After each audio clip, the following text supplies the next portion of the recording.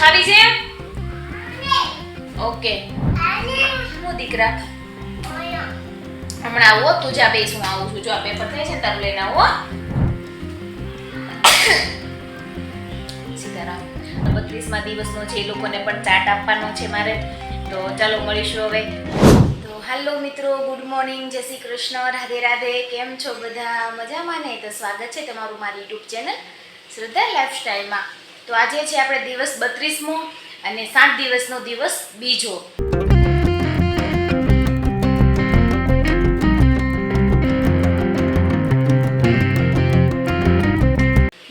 કેમ કે હું છે ને વિડીયાના એન્ડમાં 32મા દિવસે શું જમવું ને એ પણ કહી દઉં છું. કેમ કે જો આ 7 દિવસનો ચાર્ટ તમારે ન કરવો હોય તો તમે શું કરશો 7 દિવસ? એટલા માટે હું તમને સાથે સાથે એનો ચાર્ટ પણ બતાવી દઉં છું કે તમારે 32મા દિવસે શું જમવાનું છે વિડીયાના એન્ડમાં, બરાબર છે? અને હું આ ફોલો કરું છું. તો જો આજે છે ને શાકભાજીનો દિવસ છે, તો બીજા દિવસે આપણે છે ને બાફેલા શાકભાજી લેવાના છે.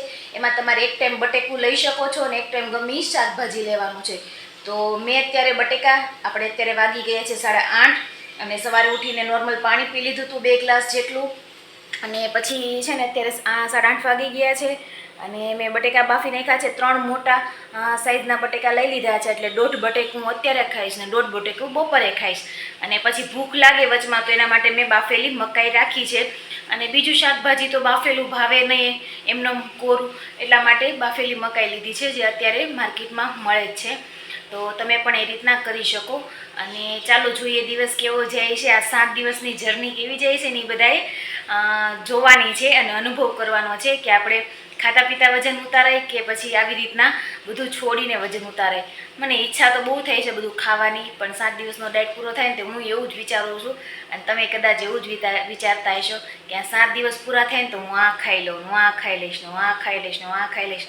ખાવાની ઈચ્છા બહુ થાય, કેમ કે આપણે એકારે બધું છોડી દઈએ તો ઈચ્છા થાય. ને ઓલા ચાટમાં તો શું થતું કે આપણે ગમી બનાવવાની ઈચ્છા થઈ હોય ખાવાની, આ હોમમેડ કઈ રીતના બને છે તે બનાવીને ખાઈ લઈએ આપણે, એટલે તો ચાલતું. તો ચાલો જોઈએ, બતાવી દો બટેકા મારા.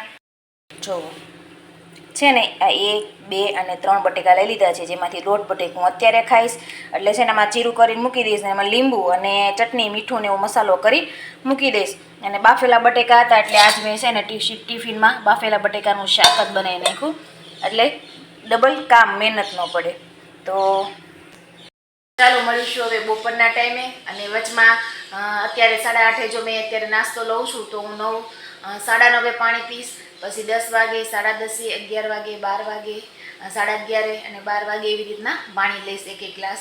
એટલે મારે દિવસ દરમિયાન 4 લીટર જેટલું પાણી થાય છે, બરાબર છે?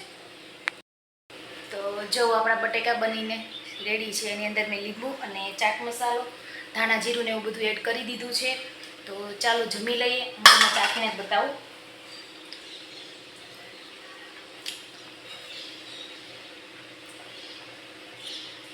બપોરે અત્યારે આ કહ્યું છે, બપોરે ગ્રીન ચટણી પડી છે મારી પાસે, તો એના બટેકા કરી નાખીશ એટલે ચાલશે. અને ચાલો જોઈએ હવે. તો ચાલો આજે આપણે બપોરે વાગી ગયા છે 12:30, અને 12:30 વાગે પાછા મેં છે ને બટેકા લઈ લીધા છે. અને મેં બપોર સવારે કીધું હતું કે ગ્રીન ચટણી સાથે પણ એમાં અત્યારે સિંગદાણા મેં એડ કરેલા હતા, એટલે મેં નોર્મલી જે લીંબુ અને મસાલો હોય ને એ જ એડ કરી દીધો છે. અને સાંજ માટે છે ને જો મેં મકાઈ પણ બાફી રાખી છે ખાવા માટે, બરાબર છે? આમાં આ જે તમે પ્રોસેસ કરો ને, મેં ચા કે કોફી નથી પીવાની, પણ જો તમને આદત હોય ને તો તમે લઈ શકો છો. એટલું બધું હાઈ કરવાની જરૂર નથી. પણ અનાજ, કઠોળ એવું કોઈ વસ્તુ નથી લેવાની, નથી તેલ એડ કરવાનું, નથી ઘી એડ કરવાનું, બરાબર છે? અને હું જેમ તમને કહું ને એવી રીતના કરતું જવાનું છે. જો તમને નો મજા આવે, અધોચેથી મૂકવું હોય તો હું વિડીયાના એન્ડમાં 32મા દિવસનો જે ચાર્ટ મૂકું છું ને એને તમે ફોલો કરી શકો છો, જે રેગ્યુલર તમે ફોલો કરો છો, બરાબર છે?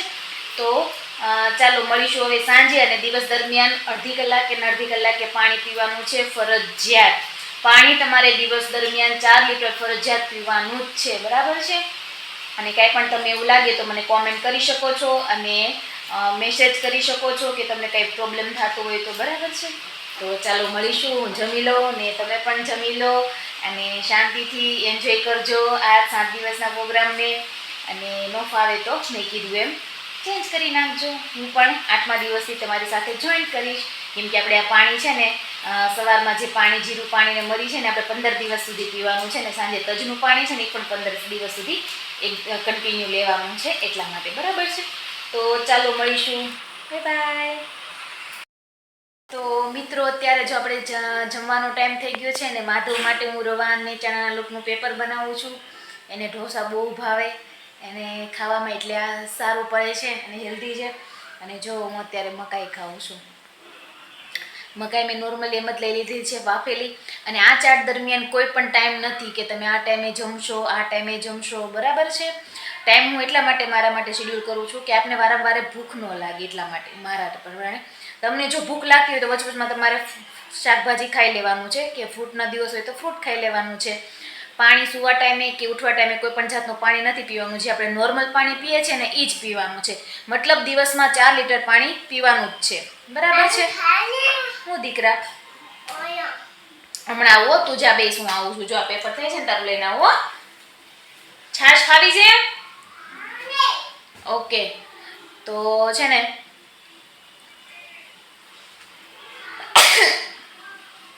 સીતારામ. તો છે ને તમે કોઈ પણ વસ્તુ છે ને એની ટાઈમ ભૂખ લાગે તે લઈ શકો છો અને પેટ ભરીને લઈ શકો છો. એવું કાંઈ છે નહીં કે ભૂખ્યું રહેવાનું, પેટ ભરીને તમારે ખાવાનું છે. તો આજે હતો શાકભાજીનો દિવસ, જેમાં આપણે એક ટાઈમ બટેકા લેવાના હતા, 3 સાઇઝના, 3 મીડિયમ કદના બટેકા લેવાના છે આપણે. જે પતી જાય પછી આપણે બાફેલું શાકભાજી લેવાનું છે, બરોબર. તો શાકભાજીમાં તો આપણે દૂધી ને તુરિયાને એવું તો કંઈ ભાવે નહીં, તો એટલા માટે મેં મકાઈ લઈ લીધી છે. તમારે ઓપ્શનમાં જો દૂધીને બાફેલું ભાવતું હોય તો તમે લઈ શકો છો. અને ચાલો હવે જોઈએ થોડીક વાર પછી, કેમ કે જે લોકોને 32મા દિવસનો છે એ લોકોને પણ ચાટ આપવાનો છે મારે. તો ચાલો મળીશું હવે. અને જો ભાઈ મકાઈ તો 3 છે, એક માધવ માટેની છે ને એક 2 મારી છે. તો ચાલો, હું નોર્મલી આની અંદર કાંઈ પણ એડ નથી કરતી, એમને જ લુખી ખાઈ લઉં છું. તો ચાલો મળીશું.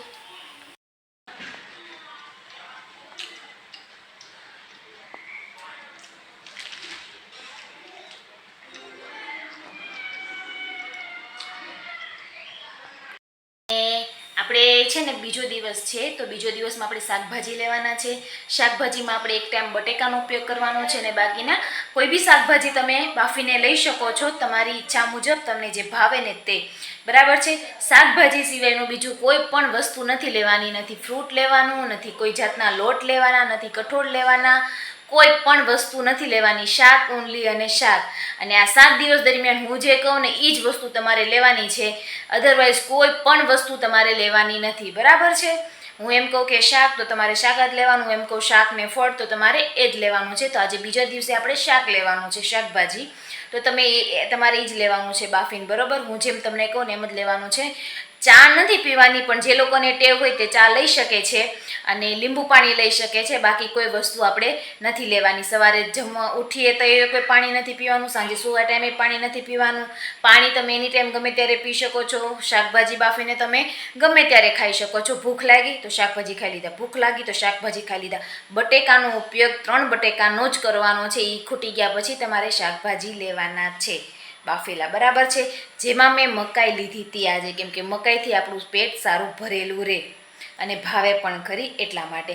પછી તમારી ચોઈસ કે તમને તમારે દૂધીને એવું લેવું છે કે નહીં, તમે લઈ શકો છો, બરાબર છે.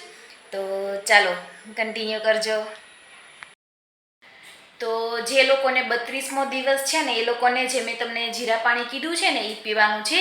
જીરાનું પાણી તમારે છે ને 1 ચમચી જીરું આગલી રાતે પલાળી દેવાનું છે, સવારે ગરમ કરી લેવાનું છે, ગાળીને પી જવાનું છે. જીરું ભાવે ને તો ચાવીને ખાઈ જવાનું છે. સાથે એક મરી લેવાની છે ને 1.5 ગ્લાસ જેટલું આપણે પાણી લેવાનું છે જીરાની અંદર, બરાબર છે. અને પછી આપણે સવારે નાસ્તો કરવાનો છે. તો તમે જે ટાઈમને અનુકૂળ હોય એ ટાઈમે તમારે નાસ્તો કરવાનો છે. મતલબ 1.5 કલાક પહેલાં, મતલબ હું 6 વાગે જો જીરાનું પાણી પીવું તો 7:30 નાસ્તો કરું છું. તમે જે રીતના ઉઠતા હોય એ રીતના તમારે તમારો શેડ્યુલ બનાવી લેવાનું છે, બરાબર છે. તો નાસ્તામાં આપણે લેવાના છે મગ દાળના ચીલ્લા. આપણે છે ને આગલી રાતે મગને પલાળી દેવાની, સવારે ઉઠીને ક્રશ કરી લેવાની મગની દાળને, અને એની અંદર છે ને આદુ મરચી અને એવું નાખીને ક્રશ કરીને પછી આપણે જેમ ઢોસાનું ખીરું પાથરીને એમ પાથરી દેવાનું છે. એ ન કરવું હોય તો તમે ચણાના લોટના પુડલા લઈ શકો છો. ચણાના લોટના પુડલાની રેસીપી ઓલરેડી મેં તમને બતાવી દીધી છે, બરાબર છે. અને પછી સવારમાં તમારે 10 વાગે જે આપણે ડિટોક્સ વોટર બનાવીએ છીએ એ જ લેવાનું છે.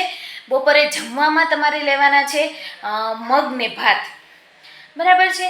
અને તમારે સાંજે 4 વાગે લેવાનું છે સિઝનલ ફળ, અને સાંજે તમારે જમવામાં લેવાના છે આપણે ઓટ્સની ખીચડી લેવાની છે. નોર્મલી ઓટ્સમાં આપણે બધું વેજીટેબલ એડ કરીને ખીચડી લેવાની છે. નોર્મલી દલિયાની ખીચડી પણ લઈ શકો છો, આપણે ઘઉંના જે ફાડા આવે છે ને એની ખીચડી બનાવીને. તો એ ખીચડી કઈ રીતના બને છે, તો નોર્મલી આપણે જે ચણા અને આપણે ચોખા અને દાળની ખીચડી બનાવીએ ને એવી રીતના બનાવવાની છે. આપણે ઘઉંના ફાડાને પલાળી દેવાના છે, બધું વેજીટેબલ વઘારી દેવાનું છે, ઘઉંના ફાડા એડ કરી દેવાના છે અને સીટી વગાડી લેવાની છે. તો રેડી છે તમારી દલિયા ખીચડી. તો અને સાંજે સુવા ટાઈમે તજનું પાણી પીવાનું છે.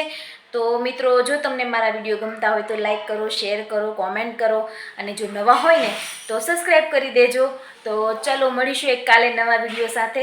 તો બધાને અત્યારે ગુડ નાઇટ અને જય શ્રી કૃષ્ણ, રાધે રાધે.